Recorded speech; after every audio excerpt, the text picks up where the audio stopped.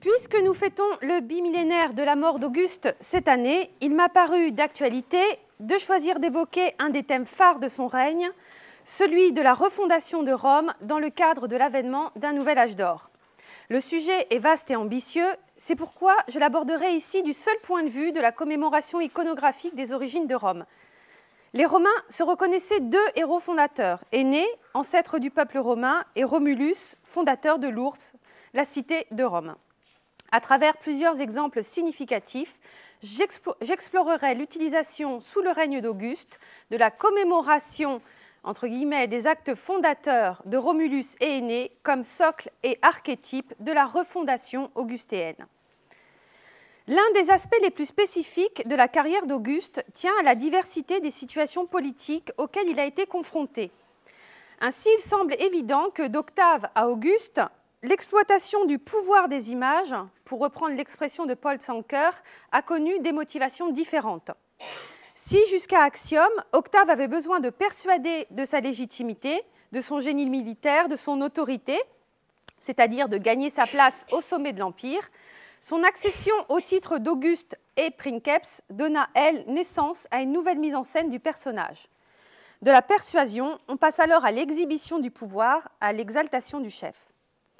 À l'occasion de son étude sur la nuance formelle entre propagande apparat-monarchique et culte d'un chef charismatique, Paul Venn a proposé des définitions qui nous semblent tout à fait appropriées pour envisager la spécificité de l'emploi politique des images sous le règne d'Auguste. Je le cite.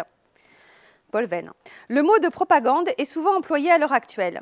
Il peut s'appliquer à la période des guerres civiles romaines et aux rivalités entre dynastes, mais il convient moins bien aux époques de paix et d'ordre. Il sera nécessaire de faire des distinctions. Il existe une propagande à vide, d'où est absente la compétition. Le public est passif ou déjà conquis. Ce qui est recherché n'est pas la persuasion, mais l'exhibition du pouvoir et des bienfaits. Fin de la citation.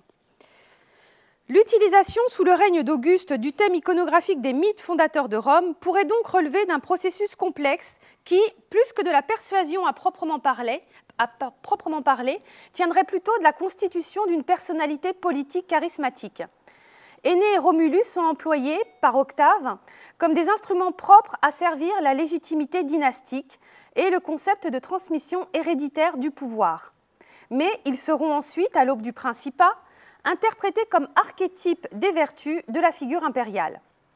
De ces deux aspects de l'utilisation politique des héros fondateurs de Rome, la seconde est celle qui servira à la continuité de l'emploi des thèmes tout au long de la période impériale, et ce, en dépit des changements de dynastie.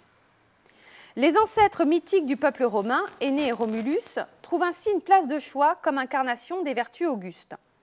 L'autoritas de l'empereur, reposant sur ses mérites personnels, celui-ci tient particulièrement à en favoriser la diffusion et se rattache à de glorieux modèles.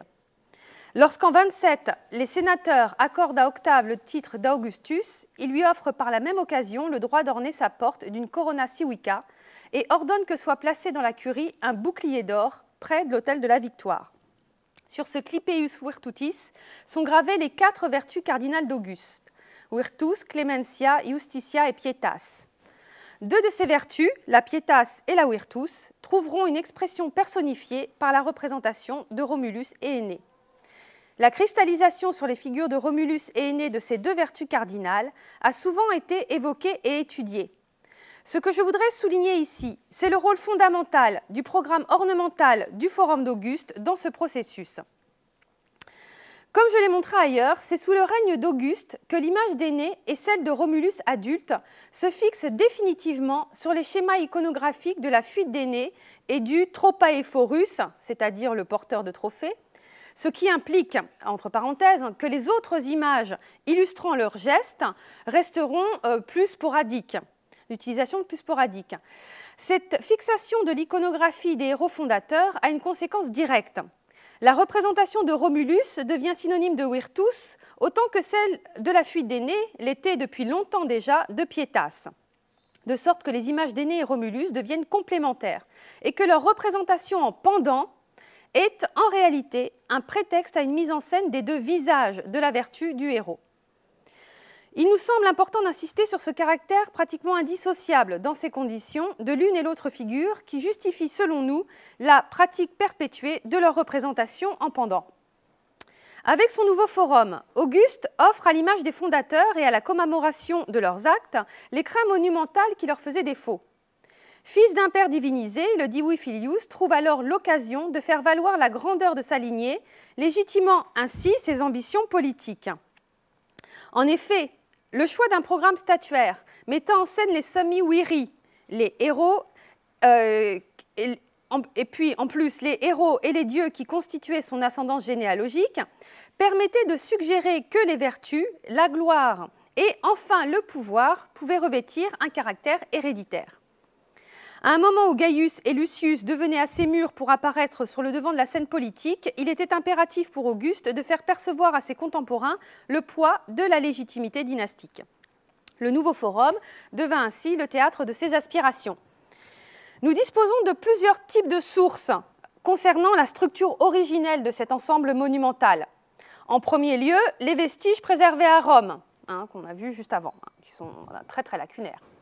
Puis les sources littéraires, et le témoignage d'Ovide en particulier. La comparaison, enfin, avec d'autres forats du monde romain, imitant au moins en partie le forum d'Auguste, notamment en péninsule ibérique, sur les sites de Mérida, Cordoue, Italica, mais également celui de Pompéi et d'autres encore.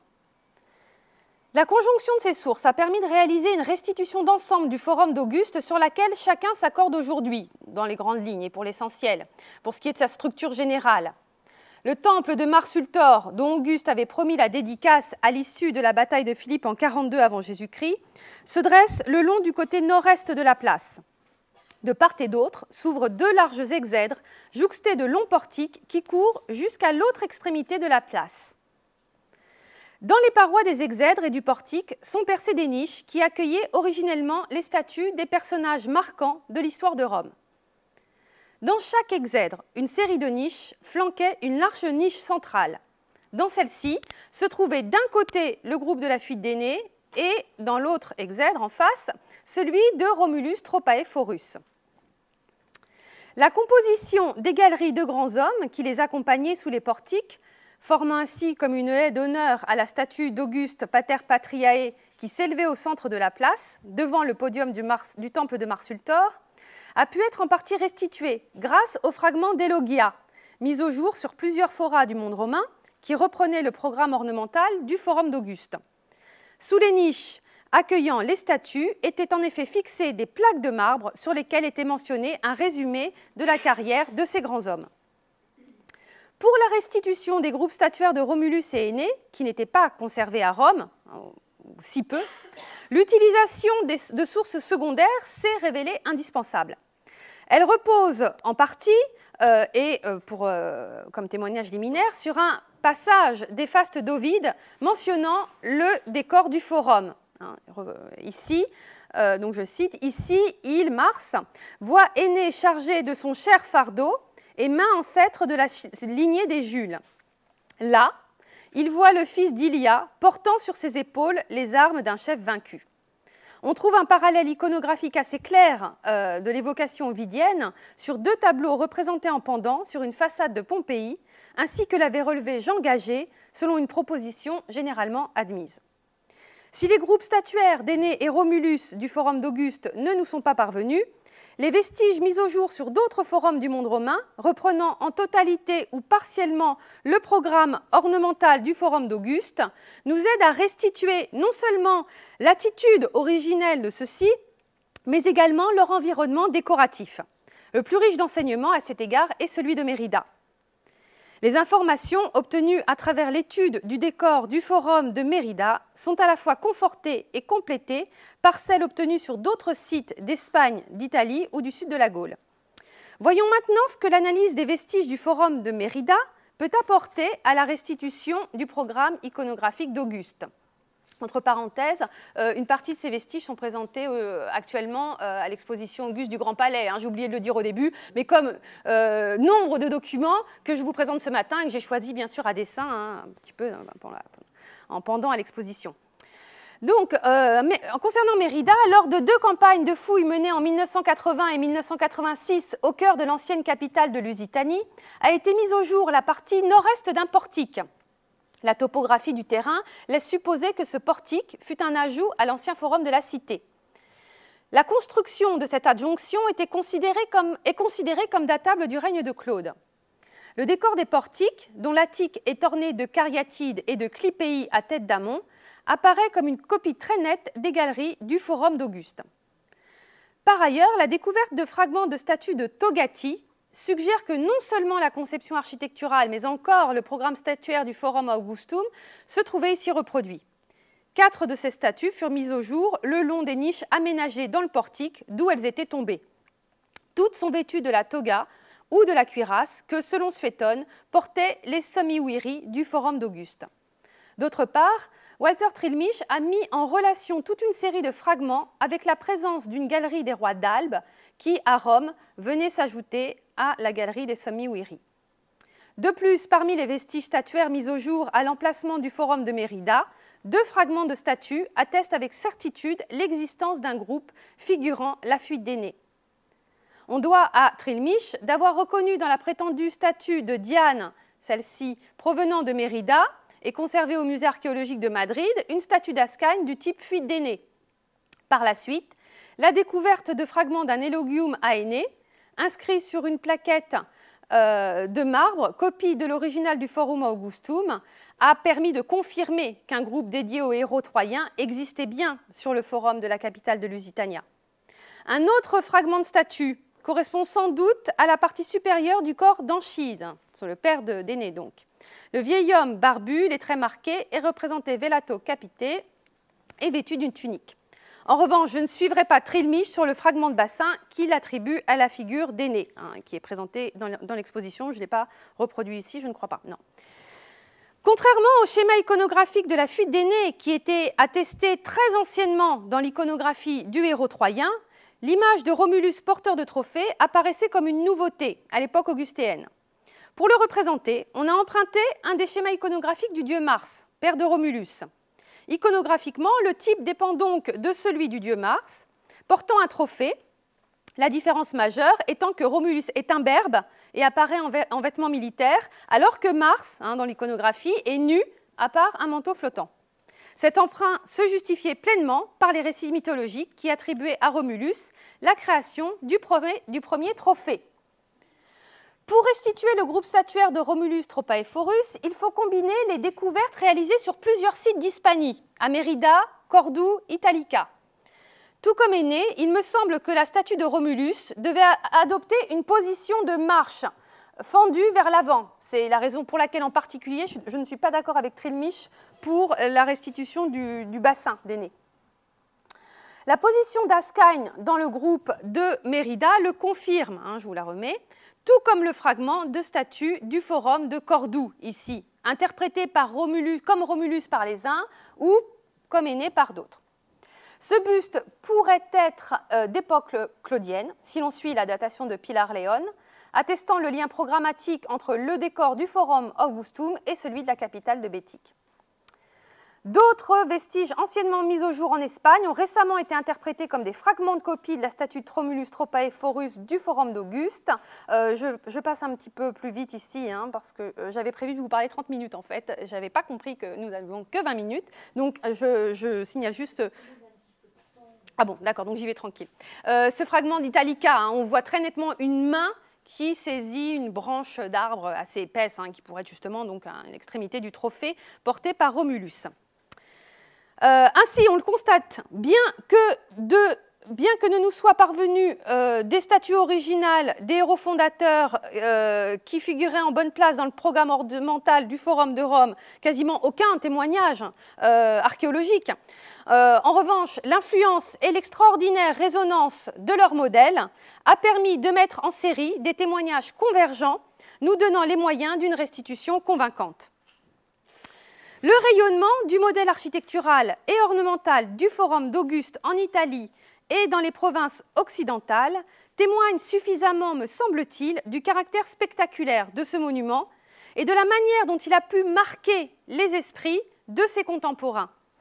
Ceci pourrait justifier de l'influence des groupes statuaires de Romulus et Énée sur l'iconographie ultérieure des deux héros et sur la permanence de leur représentation en pendant jusqu'à quasiment à la fin de l'Antiquité romaine. Je ne citerai ici que 3 cas, me semble-t-il exemplaires et particulièrement significatifs dans la problématique qui nous retient ici de cette représentation conjointe des fondateurs dans l'iconographie romaine. Le premier apparaît sur un relief acquis par le Musée national de Budapest et qui est enfin réuni à la suite des autres reliefs de cet ensemble dans l'exposition du Grand Palais, justement. Il s'agit d'un panneau complétant un relief sculpté, conservé par ailleurs à la Casa de Pilatos de Séville et également à Cordoue. Donc, ce sont des dissecta membra, ils sont un peu éclatés. Mais provenant d'Italie, soit de Rome, selon certaines hypothèses, soit du sud de l'Italie. On ne sait pas exactement quelle est leur provenance.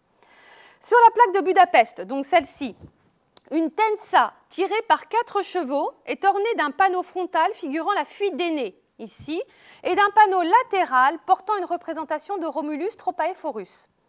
Les chevaux attelés à la tensa sont menés par 2 personnifications, Virtus et Onos, qu'on ne voit pas ici. Il se dirige vers un personnage vêtu d'une cuirasse, tenant un aploustrum à la main, le pied posé sur un rostrum. Ce guerrier détient les attributs d'une victoire maritime. De cette victoire, nous avons une évocation, je ne vous ai pas tout remis, nous avons une évocation un petit peu plus loin sur la frise. Des guerriers livrent combat sur des bateaux, se dirigeant vers un promontoire sur lequel est assis Apollon.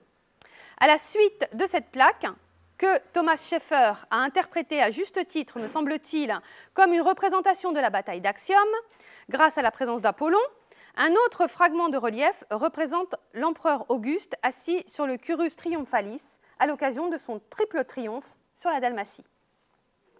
Actium et l'Égypte. Il semble clair que le programme de cette frise était centré sur les exploits et la personne de l'empereur, raison pour laquelle Thomas Scheffer a proposé de lire la procession comme une représentation des funérailles d'Auguste. D'ailleurs, le décor de cette tensa est en parfait accord avec le texte de Dion Cassius décrivant la procession qui honora cet événement. L'historien grec nous apprend en effet que derrière le char qui portait une des 3 imagines de l'empereur, venait un char portant celle de ses ancêtres, puis celle des grands personnages de l'histoire, parmi lesquels Romulus, comme nous dit Dion Cassius. Par ailleurs, la pratique était récurrente au cours des funérailles impériales, puisque Tacite, évoquant celle de Drusus, fils de Tibère, précise que l'imago d'Énée et celle de Romulus, donc toutes les deux en pendant, prenaient place parmi les ancêtres de l'empereur. Il nous semble d'autre part que le décor de la tensa trahit donc l'influence du programme décoratif du Forum d'Auguste avec les figurations d'Énée et Romulus en pendant. À Pompéi, les peintures murales de la façade de la foulonnerie dite de Fabius Ululi Tremulus constituent un autre exemple de la représentation en pendant de Romulus et Énée. Ces tableaux sont datés au plus tard de 72 après Jésus-Christ, si l'on en croit l'étude des graffitis inscrits sous les tableaux. Ces tableaux sont ceux identifiés par Jean Gagé comme étant peints à l'imitation des groupes du Forum d'Auguste. La mise au jour d'Elogia des Semi-Wiri sur le Forum de Pompéi laisse peu de doute quant à la présence d'une imitation, au moins partielle, du programme ornemental du Forum de Rome sur le Forum de Pompéi.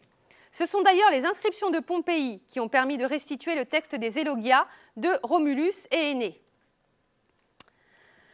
Mon dernier témoignage sera celui des peintures satiriques de la pseudo-masseria di Diego Cuomo, Pompéi 6-17 peut-être, qui apparaissent clairement comme une parodie de représentation en pendant d'Énée et Romulus.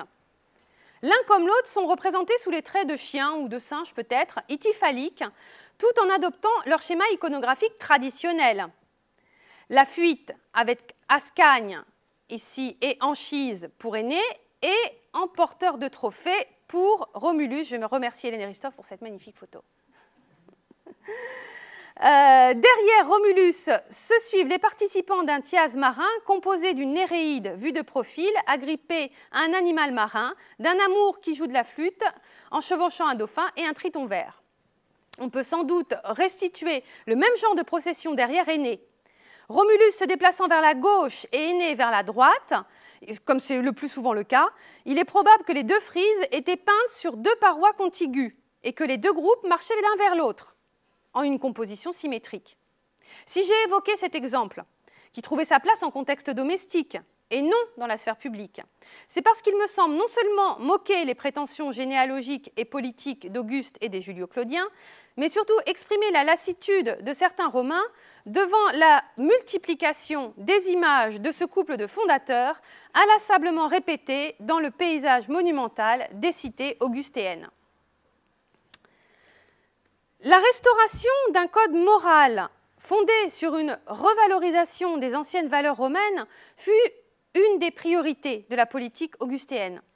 Ce programme, qui visait essentiellement à assainir des corps politiques corrompus, était une des étapes de la restauration de la res publica que le princeps avait promis au Sénat et au peuple.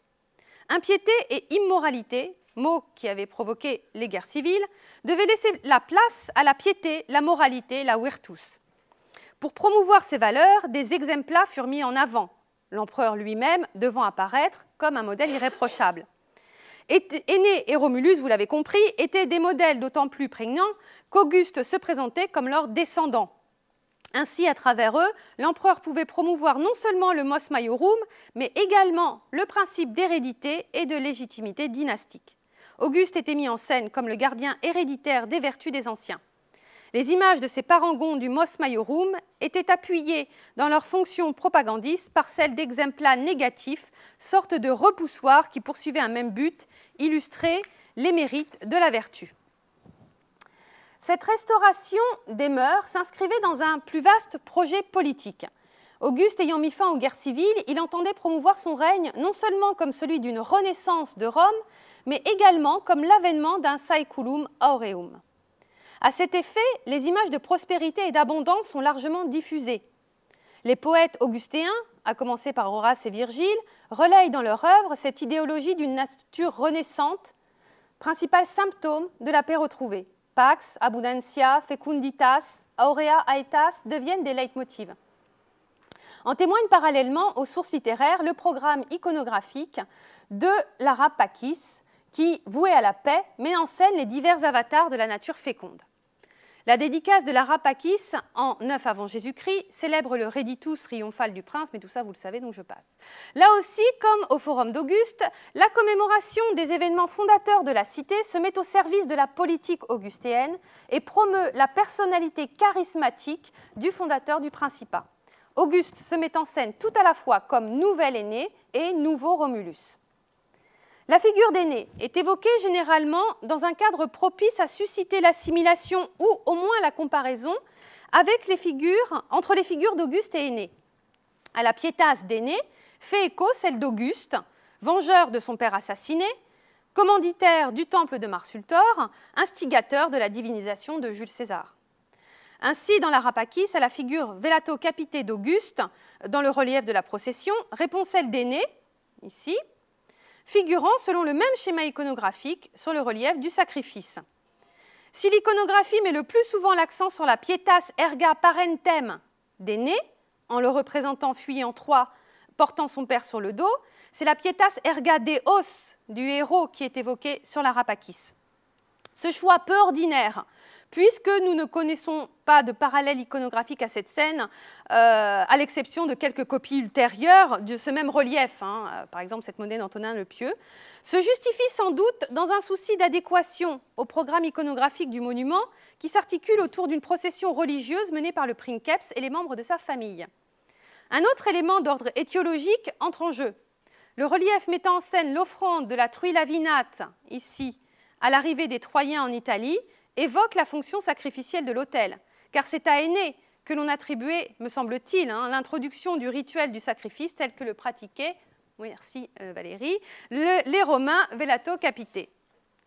Il est plus délicat d'évoquer la figure de Romulus sur l'Arabe Pakis dans la mesure où le relief, vous le constatez, sur lequel sa représentation aurait pu trouver place est très largement détruit. Vous voyez, il ne reste que quelques fragments. Ce que l'on voit, c'est une évocation qui en a été réalisée par des restaurateurs, il y a ça de plusieurs décennies, et qui suggère, qui propose une représentation de la scène du Lupercal. alors qu'il n'y a aucun élément laissant penser qu'il pouvait y avoir la louve ou même les jumeaux ici. Hein.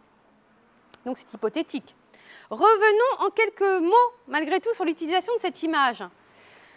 Si tant est que ce soit bien ici une scène de Lupercal. Avant l'apparition de la figure de Romulus, Tropa et Phorus sur le forum d'Auguste, cette scène, donc la scène du Lupercal, était celle, j'ai presque fini, hein, 2 paragraphes, cette scène était celle qui était généralement figurée dans l'iconographie romaine depuis l'époque républicaine pour évoquer le fondateur de l'ours. C'est ainsi que l'image de la louve allaitant les jumeaux est celle qui apparaît sur le revers du premier didrachme frappé à Rome. Mais elle paraît être tombée en disgrâce à l'époque augustéenne, en tout cas en contexte officiel. Est-ce que le fratricide qui avait entaché la naissance de l'ours explique que l'on ait écarté cette scène au profit d'une nouvelle image figurant le fondateur triomphant, portant le premier trophée de l'histoire de Rome au temple de Jupiter? Je pose la question. On connaît les précautions qui avaient été prises par l'entourage d'Auguste pour escamoter le souvenir du meurtre de Rémus, en sollicitant notamment les poètes au service du princeps pour mettre en avant d'autres versions de la légende. L'hypothèse n'est pas à exclure donc. Quoi qu'il en soit, pour en revenir à la Rapakis, le caractère extrêmement fragmentaire du relief nous interdit d'aller plus loin.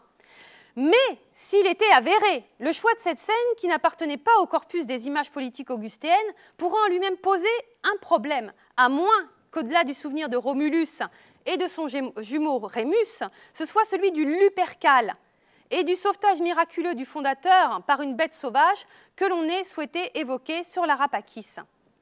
On sait qu'Auguste avait un soin jaloux de la préservation des vestiges matériels des Primordia Urbis. Tout est mis en œuvre donc sous son règne pour offrir une image non seulement embellie, idéalisée, mais aussi figée et définitivement ou quasi définitivement fixée des récits entourant les origines de la cité. Et cela est vrai tant sur le plan littéraire qu'iconographique. En effet, aussi bien les textes que les images mises en avant sous le règne d'Auguste seront désormais considérés comme quasi canoniques et invariablement employés comme tels. Du point de vue topographique, les vestiges de la Roma Quadrata, près desquels Auguste a établi sa résidence sur le Palatin, sont restaurés et mis en valeur. La commémoration de la fondation de Rome passe également par une mise en valeur de vestiges présentés comme historiques et en tout cas historicisants, et Auguste, en tant que nouveau Romulus, ne manque pas, bien entendu, de se les approprier afin de bénéficier de l'aura du fondateur. Quelques mots pour conclure, très brièvement. La refondation de Rome par Auguste donna donc lieu à une promotion exceptionnelle de la commémoration de la fondation de Rome. La répétition de ces thèmes dans l'iconographie augustéenne et leur cristallisation sur un nombre très réduit de schémas iconographiques en ont assuré la mémorisation et la pérennité. En ceci, la représentation en pendant des héros fondateurs apparaît bien comme un décor d'actualité, caractéristique du règne d'Auguste. Il était sans doute compris comme tel par les contemporains et les successeurs d'Auguste qui l'ont perpétué. Voilà. Je vous remercie de votre attention. Désolée si j'étais un peu longue. Beh, direi che parlare di Augusto e dell'uso delle immagini potremmo stare qui per tutta la settimana prossima. Io aggiungerei un'immagine a quelle che hai mostrato. A proposito proprio dell'appropriazione della figura di Romolo ed è l'immagine del vaso Portland. Il vaso Portland è questo meraviglioso oggetto in vetro blu, vetro cammeo blu di età augustea che celebra un matrimonio. Ci sono state almeno 60 interpretazioni, quindi la più probabile è che si tratti del matrimonio di Giulia con Marcello e avviene sotto gli auspici della figura di Romolo, Romulus Quirinus, che diventa Augusto Romolo Quirino, accanto al fico ruminale, quindi al fico del Lupercale. J'ai pas l'image en tête, je vous avoue. Guardalo perché è molto interessante e fa proprio sistema con quello che hai appena detto su Romolo. D'accord, très bien. Merci, j'irai voir ça très vite. Complimenti. Qualcun altro? Domande?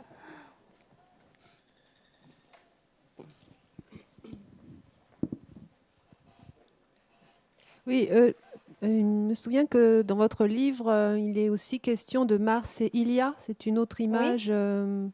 un autre des thèmes qui vont être effectivement des thèmes iconographiques qui vont être, sur lesquels vont se cristalliser l'expression et la représentation des mythes fondateurs de Rome. Mais ici, ce thème spécifique de Mars et Réa, je ne le rattache pas spécifiquement à Auguste en tant que décor d'actualité, si vous voulez. Ce n'est pas un décor dans l'état actuel de nos connaissances, évidemment, qui a été mis en avant par par Auguste dans la cité augustéenne, si vous voulez, dans la sphère publique. Mais c'est sous Auguste qu'il se développe.